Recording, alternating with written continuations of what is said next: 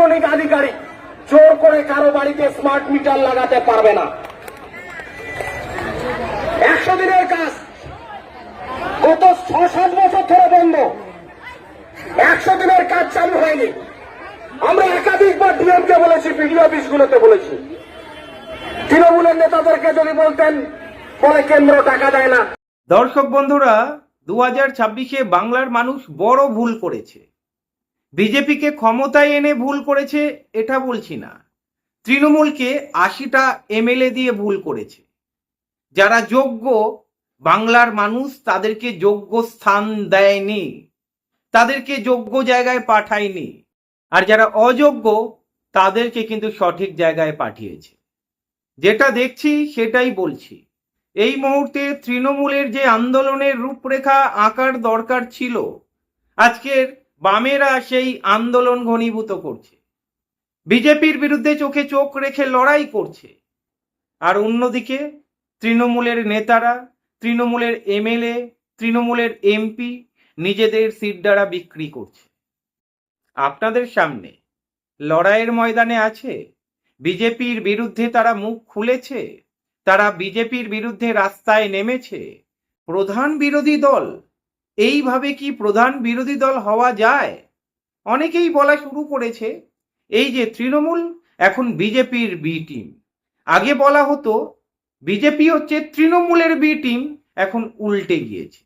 এনসিপিআই, তৃণমূলের সাংসদরা ত্রিপুরার কোনো একটা পার্টি, সেই পার্টিতে জয়েন করলো এবং পশ্চিমবঙ্গে ওই পার্টিটা আনছে। মানে তৃণমূলকে ধীরে ধীরে কোণঠাসা। এনসিপিআই আগামী দিনে বিজেপির ছত্রছায়ায় থাকবে এবং পশ্চিমবঙ্গে বিজেপির সেফগার্ড।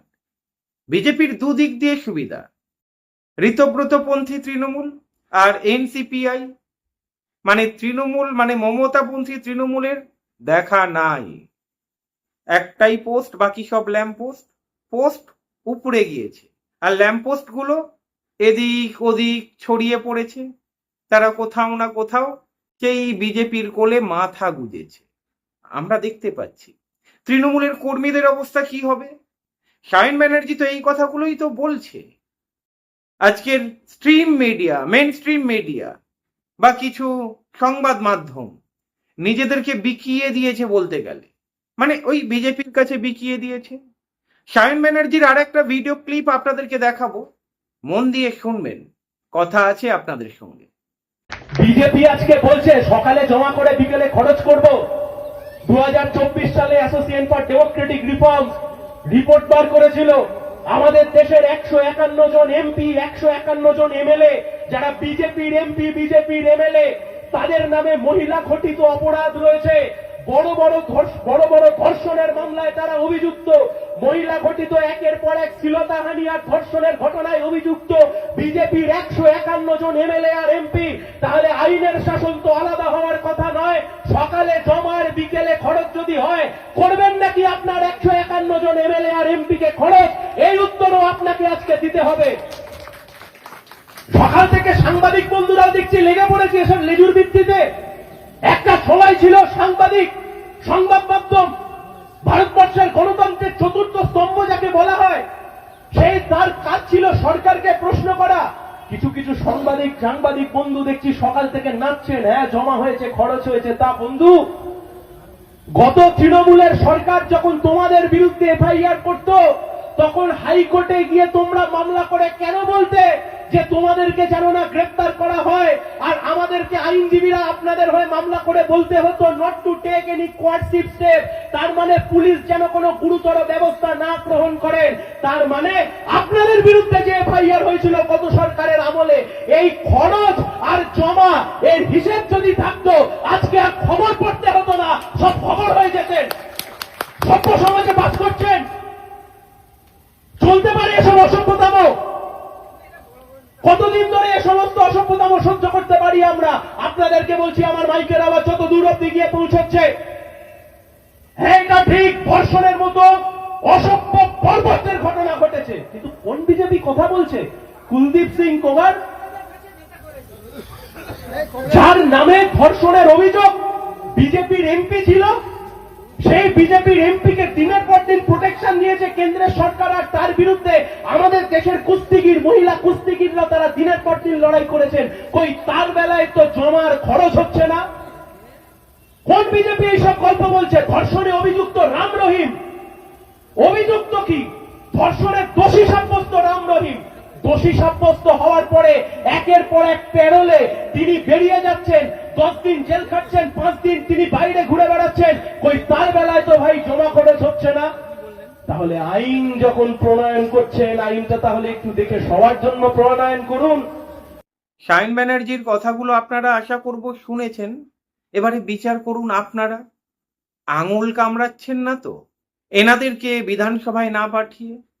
আফরিন বেগম অযোগ্য ছিল, তাই হয়তো বালিগঞ্জ থেকে হেরে গিয়েছে। এখনো বিজেপির চোখে চোখ রেখে কথা বলছে। সারা পশ্চিমবঙ্গে বিজেপির বিরুদ্ধে এবং তৃণমূলের যা অবস্থা মানুষের সামনে রাখছে।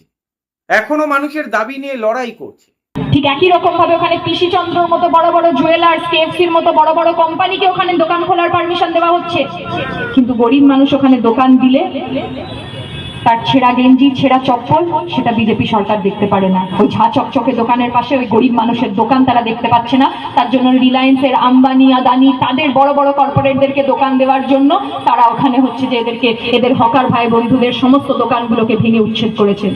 রেলের জমি সরকারও দেখাতে পাচ্ছে না রেলের জমির কাগজ, কিন্তু গরিব মানুষকে বলছে যে তোমরা যেখানে বসবে তার জন্য তোমাদের কাগজ আছে। আমরা বলতে চাইছি সরকার আগে নিয়ম মেনে কাজ করুক, তারপরে সাধারণ মানুষকে কথা বলবে। সাধারণ মানুষের জায়গা, সাধারণ মানুষের এলাকা, সাধারণ মানুষের ভোটেই সরকার গড়েছে।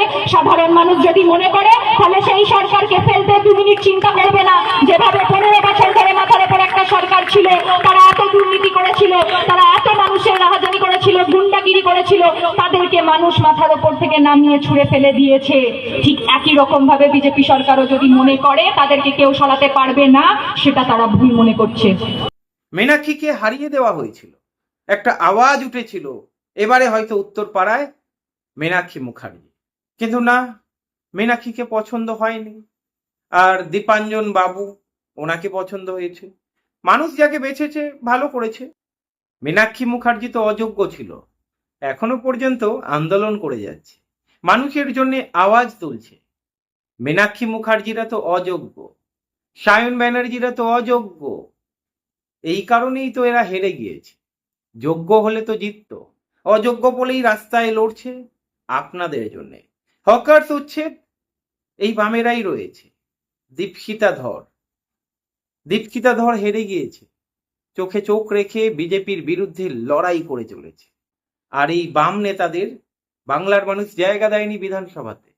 তবে বাংলার মানুষের চোখ বোধহয় এবারে খুলছে। এবারে হয়তো এই নেতারাই বিধানসভায় ঠাঁই পাবে বিজেপির বিরুদ্ধে আরো জোরদার লড়াই করার জন্য। সায়ন ব্যানার্জির বক্তব্য কেমন লাগলো কমেন্ট করে জানাবেন। ভালো থাকবেন।